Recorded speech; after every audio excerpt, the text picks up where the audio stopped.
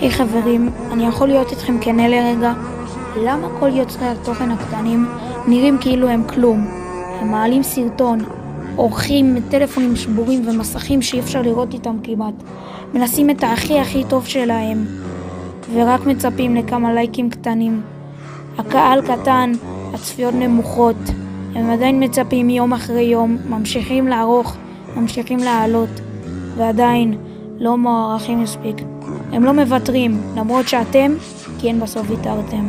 אז למה להם לא מגיע את הצ'אנס הזה? להיות גדולים, כמו כל היוטיוברים האחרים.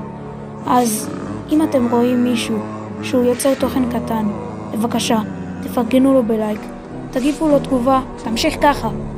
תפרגנו לו, תגידו לו, אתה יכול. כי מי שאמרתם לו את זה אתמול יכול להיות המיסטר ביסט של מחר.